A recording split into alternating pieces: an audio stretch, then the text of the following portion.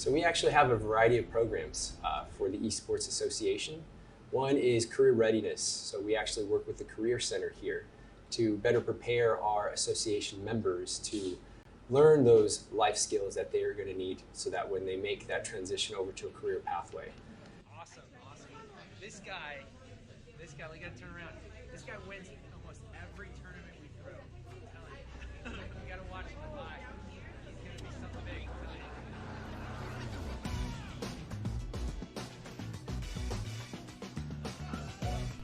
CSUDH Esports Association is centered in 4 domains: academics and research, community engagement, competition, and entertainment. We're trying to make sure that the students are prepared for the future, that they understand the diversity that media offers now, and again, look beyond the traditional outlets. They can gain fieldwork, partnerships, as well as potential job opportunities and in both the higher education and K-12 fields. We believe that esports is a strategy and not an outcome. Our association is here to help anyone that is willing to learn how to take your gaming skills to the next level through a supporting community. If you are looking to showcase your production talents to help support our esports teams, then this is the association for you. We host online and on-site tournaments that will allow our members to showcase their competitive spirit. Our association broadcasts out our competition and practices to entertain our community as well as our global audience. We believe that by joining us, you will come out of the association feeling transformed and better prepared to transfer your skills into your career. Join today and begin to explore endless opportunities through our Esports Association here at Cal State Dominguez Hills.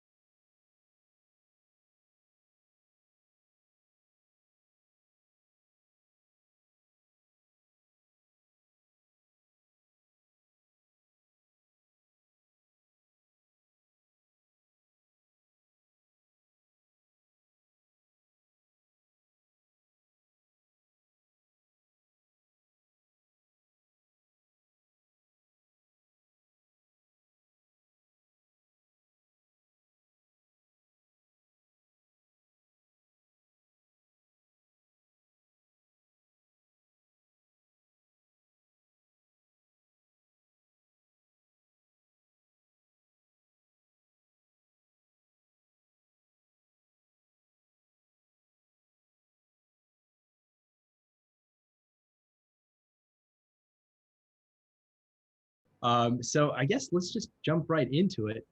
Eva, if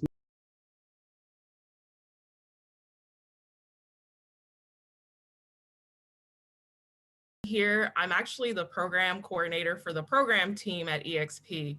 That essentially means that I cover everything administrative for the team, whether that's like keeping track of our students and where they are in our internship program, facilitating our many internship workshops, or having meetings with school leads and school administrative staff. So honestly, wherever there's an EXP program manager, there's Eva, the program coordinator. So I do everything and anything. you gotta love it, you gotta love it. Eva, thank you, thank you. Nicole, if you don't mind also sharing. Absolutely. And we could not do it without Eva. She is the absolute backbone of our team and she makes all our magic happen. So just shout out to Eva. Hi, everyone. I'm Nicole Martin Wesso, Director of Programs and Strategic Partnerships with EXP. We are a local nonprofit that specializes in career-based learnings for students. I have the immense privilege of getting to work and oversee our program team, as well as our new business development department. And what that means is getting to design programs, implement those programs, making sure they're student focused and driven, as well as going out there and creating new partnerships to bring our programs to new schools, new districts, and reach as many students as possible. Wow, amazing. And thank you for introducing, again, what EXP is doing. And I just constantly hear student focused, student centered, and community. So, so thrilled to have the EXP family here, also in partnership with Cal State Dominguez Hills and with our esports program for sure. So thank you. So let's dive into it a little bit more. So let's start with you, Eva, if you don't mind, just sharing a little bit about your background in, let's just start it off with gaming and esports. All right. That's a great question. So I do consider myself a gamer. My first, introduction into gaming, of course, many of us like Mario Kart and everything like that. However, my first big moment for me as a child was when my father purchased Pokemon Fire Red for me on the Game Boy. I've always loved Pokemon. It's an obsession for me. But that was my first experience with an RPG, and I fell in love. I love that, gaming allowed me to read content that wasn't strictly from a book. It allowed me to sit down and explore a different world. And so it's always been a thing for me. Favorite genres like RPGs. Right now, I've been playing Breath of the Wild for 4 years now. And I haven't quite finished it yet, but I'm working on it. Being a full-time employee definitely puts a wrench in those plans, but I'm working on it. Awesome. Oh my goodness. And those game titles, big shout outs to you and to Pokemon and to the Zelda series for sure. But yeah, that game, Zelda, I'll just comment on that. Yeah, it took me some time too. Yeah. I just started storming Ganon's castle, and I realized that was a mistake. So I have to go back and reevaluate my life. So yeah. There you go. I love it. If you don't mind, Nicole, just some of your gaming experience and background. All right, are you guys ready for comedy hour? Okay, so this is exactly, thank God Eva is here with me. I'm gonna really date myself right now. I don't know if you all have heard of a game called Duck Hunt or the Nintendo running pad. These were my childhood gaming experiences. The days of sitting on the floor with your running pad and pounding your hands on the squares to make yourself run faster. That and my beloved Sega Genesis. I think I had 2 games, and I was most into Sonic the Hedgehog. So this is the extent of my gaming. I wish I could say more, but thank goodness, again, we have Eva, who's a true gamer, here with us. So I'm sure our students listening and are like, running pad, duck hunt? What are these things? They're archaic artifacts, guys. It's history. Check it out. They know Duck Hunt from Smash Bros, so they're good. Oh yes, Smash. Yes, great. I'm glad. Excellent. No, I love it how games, I mean, gosh, they've been around for so long that they come full circle, right? With multi-generations, and those are the classics, right? And to say that this is where it started that led to this evolution of what we're experiencing now. It's definitely a good little historical find and scavenge, right? Let's go see what you know about Duck Hunt and the running pads from the track and running days of the old NES. Very cool. I love it. I love it all. So, and if we could share a little bit more too about, again, EXP, being student focused and driven, I'm sure there's also this medium of, okay, learning what students are engaged with, right? And there's so much cultural aspects to it. If you don't mind, either Nicole or Eva chiming in on this, what is it that you guys are always looking and really pride yourself in doing at an excellent level, if you will? I'll go ahead and start, and Eva can absolutely fill in. I think what we really pride ourselves on, and what we, I think, do incredibly well, is connecting our students to real world opportunities. We're providing, students in high school opportunities that oftentimes don't happen until college or after college. We work with underserved communities, and we're in 10 different schools across 4 different school districts. And being able to take a student and put them in a paid internship with a place like the Port of Los Angeles or an engineering firm, or having them go out and do a day-long job shadow where they get to go to a place of work and actually tour through that company and shadow a professional, I think gives them deep insight into what the world of work looks like. It gives them an opportunity to think about their own interests and likes. And that is something that we love to do. We pride ourselves on as those in-person real world opportunities and connections. And making sure that our program team has a deep understanding of the students we serve. Many of our team members come from the communities that our students are in. We make sure that we are connected to the community. We are part of a lot of organizations, doing on the ground work. Eva, any add-ins there? Yeah, I think to tie in what you said, Nicole, about like the program team really being in tune with our students. I remember my interview with Nicole, and she asked me like, how can you make our content relevant? And I remember thinking like on the spot, well, how about we just add some gifts to it and everything like that? But I mean, it's true in a sense, right? Like our students, I mean, I wasn't but in high school or college that long ago. I'm one of the youngest people at EXP. I think what EXP does intentionally well is we make a lot of our content relevant to our students. So whether that means putting GIFs or memes in it, or, asking like incorporating polls in our Zooms, right? And saying like, well, what games are you playing? Are you playing Phasmophobia or, anything? So I think EXP does a really good job of not only like, showing students what's for the future, but also making it relevant so they can digest a lot of that information and make it palatable for them. Because to be honest, right now, like industry and learning about the future can kind of be stale, and you can make it stale, but EXP doesn't do it that way. We make it really interesting. Gosh, I love that. I love that. And what both of your responses on that, and it's so true, right? It's like, students get younger, right? It's, who you're serving, yeah, they're going to graduate and hit another level, but there's new, adaptations and interest points and engagement aspects that need to be also constantly evolving. And what you guys have just explained right now makes a lot of sense. And then being able to, like you said, Eva, to your point, yeah, to transition from school to workplace, well, that transition isn't quite easy. And if I may ask, that leads me to the next question is, understanding to make content, palatable, what other transition markers that you do so well that really, help students to start finding those engagement points and those connection points to see, okay, I'm starting to get more exposure into the workplace that I know that I can take back to my academic studies.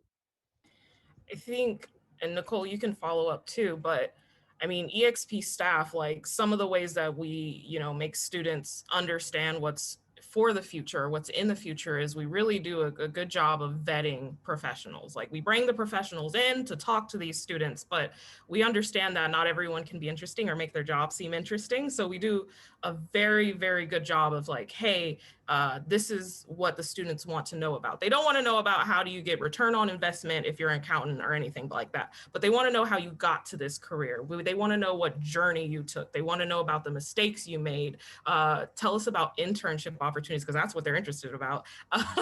Things like that. But yeah, that really does help make the content relevant to them. And I think along those lines, Eva's mentioning our volunteers, the professionals we plug into our students. We work really hard to bring people in that are from the communities, that have gone to the same schools, that look like our students, because we want to make sure that it's relatable and that they can see themselves in these positions. So oftentimes, the professionals we're plugging in to the classroom, or that we're taking the students out of the classroom and putting them in that place of work, they're from the same communities. They have that same story. They have that, their families look the same. And it's very powerful when you can see yourself, in the future. Because it's when you're 16 or 17 and you're sitting in that classroom and you're like, oh yeah, okay, I know I need to get a job, whatever. But when you can see someone that looks like you, that came from the same community as you, that has that same, similar story, and here they are maybe 5-10 years down the road doing something that is a family sustaining, wage earning job, then it makes it really real. And I think that is something the team does exceptionally well. We always try to find people that are relevant, that are youngish, although we appreciate, all levels of professionalism, but, we pride ourselves on, we want a student to see someone and say, oh yeah, that can be me too. And now I can see how what that looks like, because I think a lot of times that doesn't happen. And we want to make sure that our students can actually see that as a reality for themselves. It's the same for staff too. 2 of our EXP program team members are actual alum from the program, right? Like they can say like, I walk the walk, I talk the talk, I got an internship too, and this is how it went, right? We have people of color on the team that can tell them like, hey, I know the struggle. I know what you're dealing with. Myself, I went to Cal State Dominguez Hills, and when students find that out, they're like, oh, dang, that's like in the area. I want to go there. Tell me about your experience. And I'm like, I got you, Toro, future Toro. So, definitely. Love that. And right. I mean, I'm hearing so much, again, mindfulness of, students being able to get out of that comfort zone into an environment that they can almost simulate and say, okay, it's not every day you get to meet a scientist. Not every day you get to meet someone that is doing something that's very specific. And what is it that they look like to begin with, right?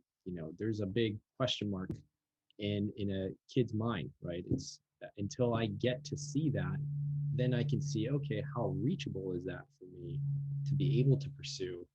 And again, the fact that there's a lot of emphasis in diversity, to have diverse minds in that space, is truly remarkable for you all, because it's really helped, I'm sure, students navigate a little bit more of where those next steps look like. And now I can say, I have some calculated steps here because I have this pathway thanks to EXP. That's brilliant, and that's awesome. And so it leads me to ask, when we talk about environment, now there's various environments, but one in particular that I want to ask you all is the virtual environment. What is it that you're all excited about or have noticed some challenges? Please, your feedback. Gosh, this is a great question. And, when the pandemic hit, happy 1-year anniversary, everybody. Yeah, that's right. Yeah, 1 year. I don't know if it's happy, but it's definitely an anniversary. When it hit this time last year, like I mentioned earlier, everything we do is in person. It's all about experiencing it and connecting with it in a real tangible way. So when the pandemic hit and we went work from home and our schools went to distance and remote learning, the EXP program team had to completely flip all of our programs upside down and completely reinvent them so they made sense virtually.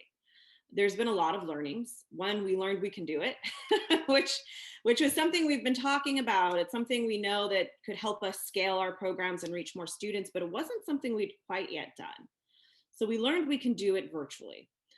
People like Eva on our team, our program managers, really who have a good understanding of what our young people need in terms of engagement, were absolutely crucial in developing those engagement points, over our Zooms.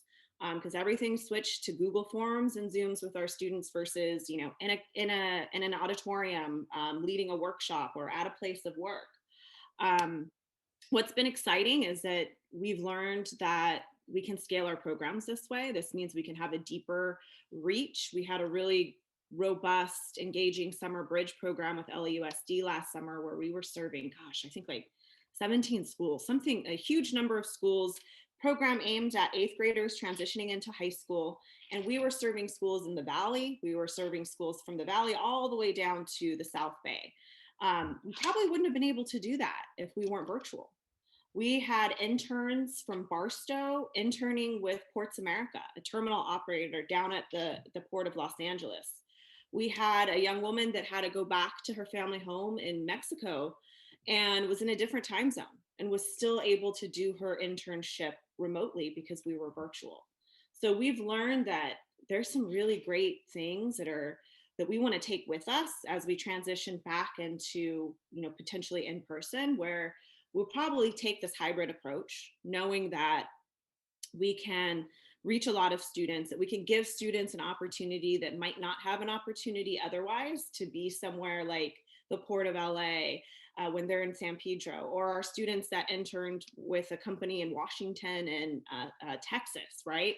So it's allowed us to kind of open that geographic area, open that with opportunities and with the different types of companies and professionals we can connect back into our students. Eva, you've been absolutely crucial in this build out. Eva quickly became our Zoom guru, as well as our Google Docs, and building out these platforms literally in a matter of days and weeks. What do you think has worked and been exciting? And yeah, I'm not gonna lie. I was super nervous when the pandemic hit, right? It's like, we're going online. I'm like, oh no, is my job okay? But I mean, it made us rise to the occasion, right? Like, we had to reevaluate wasn't working in the past and what could work now.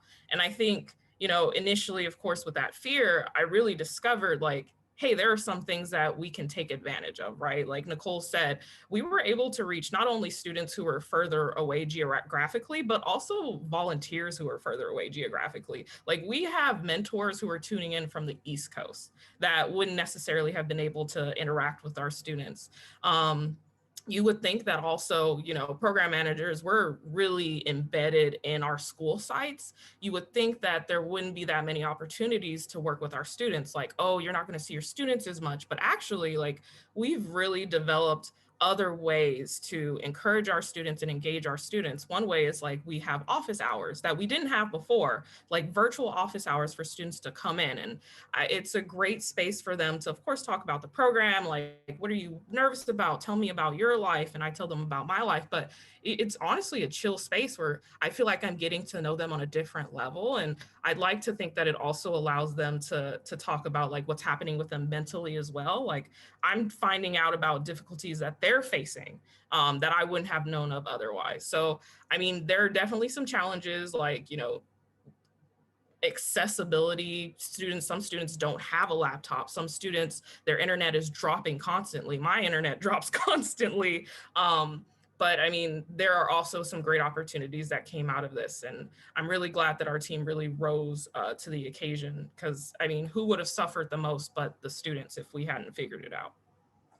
Yeah, no, gosh, tremendous kudos, because you're absolutely right. And like many organizations having to quickly adjust, EXP really became, first on that draw to not only, I mean, again, tall order to ask, because yeah, it's one thing to get students online, but even helping schools that are also trying to operationalize what online looks like, especially in this very unique past year that we've and currently experiencing as well.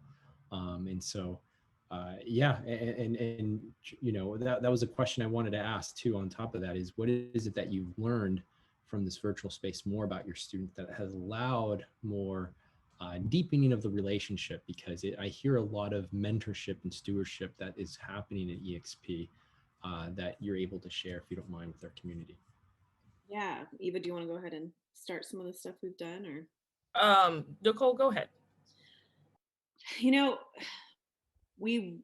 This really also, this virtual world and the pandemic also really made us pause, I think, as a team and an organization, to see our own gaps in our programming and realize that we need to see our students as whole people, like in the sense that they have real life that they are, experiencing and working through, and an area that we hadn't really done much programming around that we do now is mental health and self-care. A couple months in, we were really quickly learning that a lot of our students were struggling, as were we. And I think sometimes we think, oh, well, they're young and, they're resilient, or this will pass. But so many of our students had the burden of their families. They had to worry about, oh, do I need to go find a job to help my family unit? I have parents that now have been laid off. I now have to do childcare so my mom can work 2 jobs. And on top of that, you know, they're isolated. They're at home. They're no longer at school with their friend or peer groups. So we quickly realized we needed to create some safe spaces for these students and provide them tools and resources to better understand how they're feeling and what this means. So we have some, you know, Eva and one of our program managers, Kenya, really took the lead in bringing in professionals that ran workshops for our students just to give them even the tools to name how they're feeling, right? As simple as like knowing, oh, this is how it feels to feel anxious, or this is how it feels to maybe feel depressed, like to actually name those feelings, and then tools to help them work through that. I think that was our biggest and quickest learning, is that, okay, we can't prepare a student for a better life. We cannot prepare a student for the world of work and a career if that student as a whole isn't their best selves. So how do we do that? We have to kind of stop what we're doing. We need to provide these opportunities. We need to name the things and plug in the professionals that can help facilitate those conversations and provide those tools. And we've now started to build that into our programming as something that's going to stay. Eva, do you want to add to that? You were a big part of that. Yeah, I mean, mental health is super important to me, particularly because I graduated with a health science degree, right?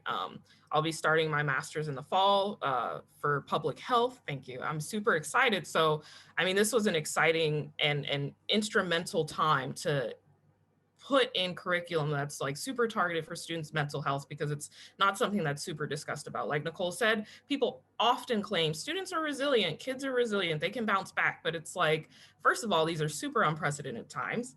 Second of all, how can we ask so much of them when this is very new for them? Because it's new for us as well. I just like to say that our students truly are struggling. I mean, so many of them have like different things that they have to put a handle on. Like students are babysitting during class. Students, you know, they are consistently trying to express like, hey, I'm having a tough time right now because I have so many different priorities. I'd also like to note that while we're in the middle of a pandemic, after the pandemic, things still have to get done for these kids, right? They still have to get into college. They still have to enter the workforce. So for them, it doesn't feel like they're not being asked less of, they're actually being asked more of. They still have to bring it. They still have to get those A's. They still have to take those AP courses. So the expectations have not changed for them, but the situation and circumstance has. And it's really terrible and tough to watch. Gosh, no, thank you for sharing that and enlightening us too, because it's something that I think as educators, as people that care about the community, we have to be able to adapt to needs, right? And yes, just because this is what we hold near and dear, those goals can shift and it can look another way. Couldn't agree with you more. You know, the health and wellness component, to put more conscious efforts, and not just in the education system, but all places, right? But again, it's very telling to hear, you know, stories like that really make impacts, to understand, hey, if you're that teacher or if you're that mentor, to even start off with, how are we doing first, you know, before any learning can be, you know, provided and absorbed, so that way they're able to feel like they can walk upright. And I feel for students all over. You know, students are constantly told what to do. You got to do A, B, C, D, all the way to Z, and then repeat. When is that time to actually reflect and breathe and not feel so constantly bogged? That's the part that we need to find and insert there, especially in any curricular instruction, to be able to give more autonomy. And again, what you all are doing, you know, tremendous bravo, because again, it's not so easy. Hey, we want to take you from this environment to this next environment and to the next one, and then doing it all in a virtual space, so that way you're feeling connected in some way, shape, or form. You never know what that pivot is going to look like and what it's going to do when that pivot is made and shifted. But yes, thank you for sharing that and being open with us, because it brings, again, more attention of, hey, this space is real. This is happening. What is it that we can do to help one another?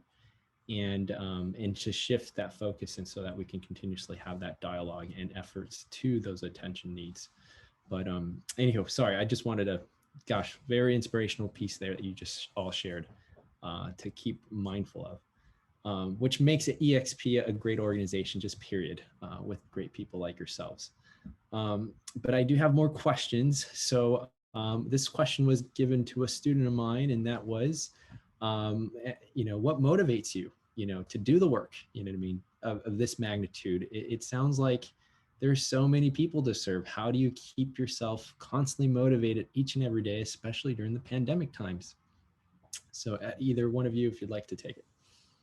I think what we hear often, and being adults, we often hear, I wish that existed when I was growing up, right? So that motivates me tenfold. I went to a school that didn't necessarily have a lot of opportunities, and I think about what could have potentially been for me if I had been afforded the same opportunities. I think it's absolutely wild that EXP gives students a paid internship. When I just graduated, but I didn't even get a paid internship for my final year in college. So high school students getting, a paid internship, that's a beautiful thing. It's easy to stay motivated when I keep my eye on like what's relevant, what's important to them, and to help them grow. So, I mean, honestly, it's really just giving back to the students and feeling like, hey, I'm making a difference, because they're going to take this paid internship, put it on their resume, and go either, to college or in the workforce. And they're going to use that to potentially grow into a bigger position.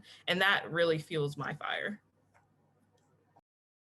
Yeah, for me, it's as simple as the students. Like, I have been in the education nonprofit world for almost 15 years now, and I go to work every day to build opportunities for our students. And back when we were in person, and if I was having a bad day, I would go out to a site and see a program in action, because that reminder and being in front of our students, and that magic that happens when you provide somebody an opportunity or a first time opportunity, is just so powerful. And for me, that's what it's all about. I was the first in my family to do a lot of things, and being able to provide those opportunities to our students and to know that it's going to have a lasting impact is what drives me. I also love that I don't have to, our job is very varied. For me, I thrive in an environment that isn't the same every day. We have a lot of opportunity for creativity when it comes to designing programs and implementing. So we're really lucky. We get to work with an amazing group of students and provide them amazing opportunities. And I get to, not have to sit at a desk every day. I get to go out and be in the field and create new things. And that to me is absolutely motivating. But to bottom line, and it's the students. Gotta love it. That's so true. You've spoken like a true educator. They definitely light, our flame, if you will, or they give us the light when we need it too, the most. And speaking of that, some of the workshops or events, if you don't mind sharing, in this pandemic time, what events have EXP hosted or worked in collaboration with that was new and exciting and in a new territory, right? Doing it in a very virtual format that you can share with our community. And then also what new events that you are all looking forward to in the near future. I'm going to start, and I'm going to hand it off to Eva, who's integral in building out one of our newest programs. I'm wearing our shirt that we recently launched. But as I mentioned, we took everything, all of our signature programs. We do everything from guest speaker series to mentorship. We have large scale events every year. We have our GPS Your Future, which is a career discovery event that we host every year on the campus of Dominguez Hills, which has been our fabulous partner for many, many years. That gives students the opportunity to explore all different types of careers, hear from a keynote, breakout session speakers, and have a hands-on exhibit area to our Women in STEM event. We've done it all virtually. So we haven't paused. We haven't stepped back from everything, even our internship program. We've done it all virtually. We've converted it to a virtual platform for our GPS Your Future and our Women in STEM event. We hosted GPS in October. We used a really cool platform called Socio that allowed our students to come in, either on their phone or web-based and experience the event. We gamified it and Eva can talk to that a bit, but we gamified it to incentivize students to move through all areas and win prizes like Xboxes. I think we gave away 3 Xboxes, if I'm not mistaken, as well as a lot of gift cards. So we've done it all. We've also built out some new programming, which I'm really excited about. I'm gonna let Eva talk a little bit about Young Fellows, and then I'll follow up with 2 other programs that we'll be doing this summer as well. See, Ruben, do you hear when I say I wish this existed? We gave away 3 Xbox Ones. 3, I'm like, my goodness. the kids were like breaking down our doors. They're like, did I win? Did I win? And I'm like, listen, hold on. So yeah, 3 Xbox Ones and a plethora of like Amazon gift cards that range from $100, $75. So we really do. I mean, as long as they show up and they play the scavenger hunt and just really like, interact with the speakers. And you were one of our speakers too at Women in STEM, so you can attest to that. But I wanted to talk a little bit about our Young Fellows program, which Nicole was alluding to. Shout out to my team, Kenya and Dennis, because I could not have done it alone. It's a team effort, definitely. But our Young Fellows program, really, we were seeking to, help with a need. Oftentimes in our programs, it's very female driven, not female driven, but more so like we attract a lot of young women, which is great. We love when our young women show up, but we didn't really have a lot of young boys of color in our program. And we kind of had to reassess and think about like, what are we doing or not doing in our programming to not attract these students? So one thing that we recently launched in the spring, this spring, was our Young Fellows program. And it's a program specifically for young boys of color. It's a mentorship program that pairs young boys with a mentor, often a professional mid-level or lower level career professional. We cover topics such as like masculinity, mental health, things that we often don't talk about or our young boys don't really feel comfortable talking about.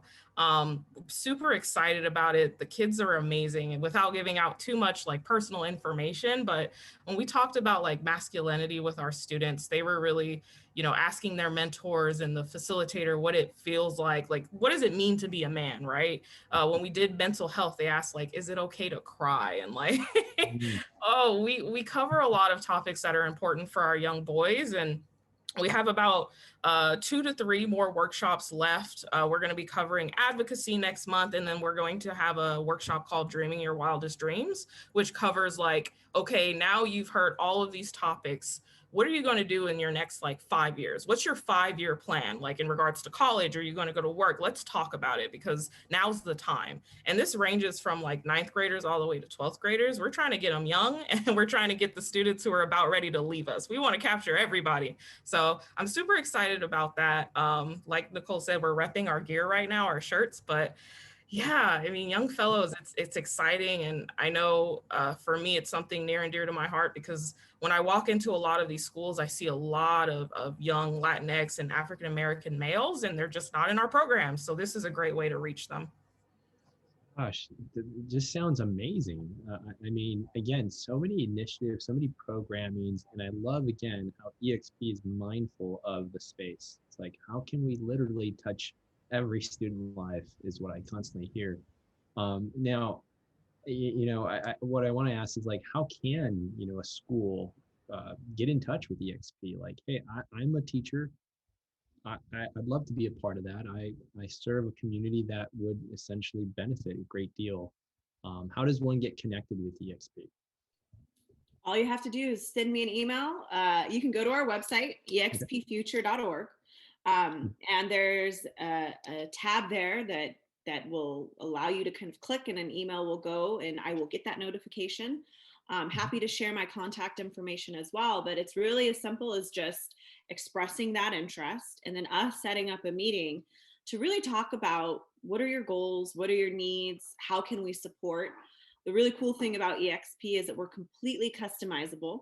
We have our core competencies and programs. You know, we really are about that work-based learning, career programming, but we support, you know, career technical education programs, California Partnership Academies, link learning pathways. We support schools that just want to build out more career readiness programming. So depending on what your actual needs are, we're here as a partner. You can think of us as that, you know, when we talk to schools, we always say we're that full-time, you know, CTE professional that is going out and stewarding all of your external relationships. You know, we do everything from the scheduling to the finding to the agenda setting to the planning, the implementation, facilitation, tracking, oversight, data, all of it. So we love to partner with our schools and school districts. We love to build out meaningful programming. So it's really just a matter of starting that conversation and seeing what we can do to collaborate. Awesome. That's simple enough. And I guess, you know, it's just a matter of don't wait, let's do it. Right. I know we're in the middle of spring, right? We're in March Madness time. And, you know, it's, you know, is there great, like I hear great programs coming up, you know, is the summer something that is also planned with full events as well and workshops to this magnitude? Is that something? Yeah. So our summer, we always say, oh, our summer is our time where we get to kind of take a breath and plan out the following school year, but we're just lying to ourselves. Our summer's packed with like some of our most really proud programming. It's when our internship program takes place. So we work all year to prep our students. We currently have 160 juniors that are preparing for their paid summer internship, which will begin June 28th. So the summer is when the students get to work, and we do everything from, you know, going out and building those work sites, managing the work sites. We prepare our employers as well as our students, and then we oversee the program throughout the summer as well as host weekly workshops. One of them, which is usually on the Cal State Dominguez campus. It's a 3-hour Friday workshop. They get a campus tour and hear from administration. But yeah, we work with our interns all summer. Something I'm excited about this summer is we're looking to pilot new programming to reach our alumni. So EXP has been around for about 21 years now, and we have, I think, about over 3,000 alumni. So we consider ourselves lifelong partners to our students. Just because you graduate high school and you go on to college and career doesn't mean we're done being your partner. You need help prepping for that interview or working on your resume, or you need a job referral, we're here for you. But we know we also need to build out some deeper, more robust programming for our young adults and alumni. So we're really going to start to look at that and pilot what we call our boot camp this summer of providing some life skills preparation workshops for that young adult, that 18 to 24 age range. So stay tuned. We're still in the kind of dreaming big process right now, but we'll be drilling down and launching this summer. And I know that we'll probably be looking to Dominguez, because we always do. You guys are fabulous partners in helping us connect resources back to our students. Gosh, that's awesome. I love it. You know, the work doesn't necessarily stop, right? It's a constant, but it's like what I hear, it's a labor of love.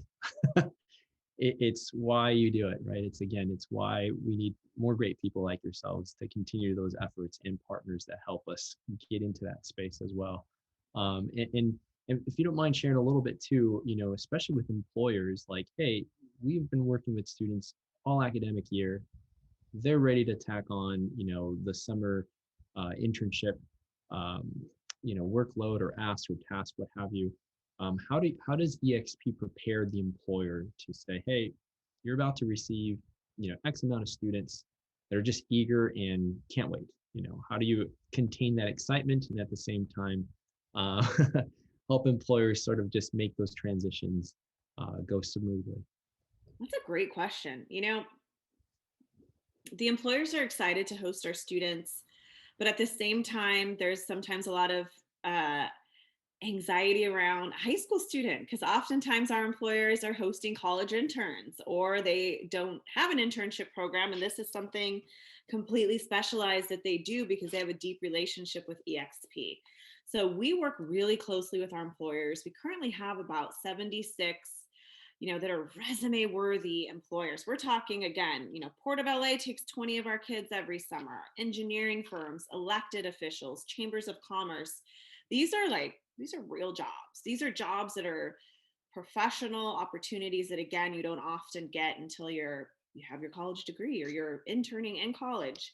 But because they're high school students, we do work really closely with our employers. We have a lot of conversations, a lot of front end planning through one-on-one meetings, but we also host employer overview and employer orientation, where we go through everything the students have done, the expectation for the summer program. And we also work with them to create work plans and build out what it will look like for our students. Oftentimes we have employers who are like, oh yeah, I'd love to host, but what am I going to do with an intern for 20 hours a week? So we're like, we got you. Here's a sample work plan. These are some things we can do together to help you build out that plan. And we also give our students a summer project. So if they have some downtime at work, they can fall back on this project. And what it is, we ask them to research the company and the industry, and then present back to their employers and their colleagues that they have over the summer about what they've found. Eva, am I missing anything on that employer front? I would just say that our employers really have a great time with the high school students. We've had instances where employers send us a long email about how great this particular student was. Oh my goodness, I can't believe they're high school. They built out a whole database for us, or they did such great community outreach. Last summer, we actually had an instance where an employer offered employment to a student or asked a student to stay on longer than their term. So, I mean, we do a great job of prepping these students about how to, be professional in the workplace, how to do a great interview. And then we also prep our employers. I mean, they definitely know they're getting a high school student, but I don't think they really understand like how professional these high school students are going to be. I love that. I love that. I mean, and when I hear that too, I'm thinking for our parents out there that are listening, right? I want my child to get an experience what it's like to go out in the workforce and to see, what it takes to put on my shoes, right? For a day or for a summer. For parents that are listening too, it's like, if your school doesn't have a program like EXP or not partnered yet with EXP, this is where your voices count, right? Hey, I've heard of a great program. They want to look into it. Help the school start mobilizing students and activating them. And I think that's the part too that we miss sometimes, is that students are eager to do something. They might need just help in navigating how to articulate it, but they typically want to do something. And what I love what I'm hearing is that EXP makes an impact in that employer relationship that, yeah, you're going to want to keep the student, they won't forget it, right? It's a good experience because of all the prepping that it goes into actually getting somebody, to think career readiness, right? And I think that's a big piece. Anybody can say it. It's not to say, oh yeah, well, here's your job. Good luck to you. We'll see you, when August comes around. It's very much tailored to help students even match make what their interests are going to be, where those success points are going to be at, and leaving those impressions. That's awesome. I mean, like you said, Eva, earlier too, it's like, I wish this was here when I was in high school or middle school, what have you, that, makes anybody want to be behind that charge. All right. Well, I got to share this. We're close to that time frame. I knew this time was going to go by fast, but what I do with every special guest is that I ask, just words of wisdom. If you could take us home with some words of wisdom to our community, so we can leave with and think about, and at the same time, keep leading this charge that you all are doing, and continuing the work that you're all expressing to us. I can go first. First and foremost, while the EXP's internship program has to be with a specific school site, the Young Fellows program is still accepting students, and you don't have to be with one of EXP's supported schools. So just if you're interested, just drop a note on our website, say, hey, I have a student. They have to be a high school student, so 9th through 12th grade. If they're interested in being in the EXP Young Fellows program, that's still an opportunity. But in regards to words of wisdom, I always tell my students to think long-term. What is your long-term goal? Right now, things are super difficult and super tough, and I understand. I worked 2 jobs while in college, while going to school full-time, and then I also volunteered as well. It was incredibly difficult. However, think about how those things are serving you in the moment and how you can turn those things into opportunities, right? So you may be volunteering, right? And you may not be earning any money and you may be eating ramen packets. I get it.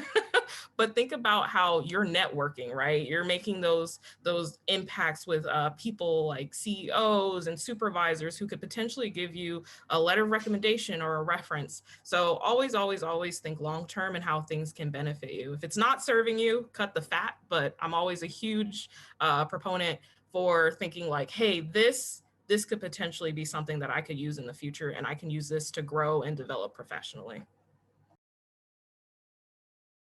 Yeah, along those lines, I think it's really important for students to have a deep understanding of their values, what motivates them, what those interests are, and find ways to translate that into, like Eva said, either networking, volunteer work, something that you're making those connections. It's really important to do a lot of different things to gain that experience and figure out along the way really what your interests are. And while you're doing that, really finding your people. It's important to have a diverse group. It doesn't have to be big. It can be, 2, 3 people, but people that can give you that advice, that can also check you, if you need that. Find your mentors, find your people that can be your sounding board, that can talk you through decision making, that can give you that life advice, because it's really important. It's hard to do things and make decisions just on your own, and it's always good to have that network, again, even if it's small, of people that can be your people and help you along that way. It's super powerful. It goes a long way. The other thing I think that's helpful is my husband always tells me, what other people think about you is not your business. And I think that it's really good advice for a lot of us that worry about, oh, well, if I do this, what's that person going to think? Or if I do this, what is that person going to think? There's some exceptions to that, but, drown out the noise. There's going to be a lot of noise. Figure out what matters to you and do the things. Get out of your comfort zone, do the things, and find your people. You're going to be good. Gosh, I love that. Gosh, thank you so much for sharing that. And it's so true. Everything what you both said, it's getting out of your comfort zones. It's being able to have good mentors along your pathway, and that we can't do it alone. There's going to be help. It's not a weakness to ask for help. You know what I mean? And early is often too, can be such a great, incredible strength to be able to get there. And gosh, I'm super grateful to have you both on, and to have an organization like EXP serving our community so closely in a time that's highly needed, and being able to help our students in a time that without your guidance, I don't know what it would look like, to be honest. And so that's, again, kudos to you all, and to the EXP organization that's out there. I know it takes a tremendous effort to do this level of work and commitment. But I want to thank you so much for attending, and to everybody that viewed, and for those that will watch this afterwards, we want to thank you too, because you are our community and that we serve, and that we want to just put this out forward so that we can keep bridging and keep networking and collaborating. All of this can't be done without your support. So we want to thank you, and we want to catch you into the next one. And in the meantime, stay resilient out there. All right, everybody, take care.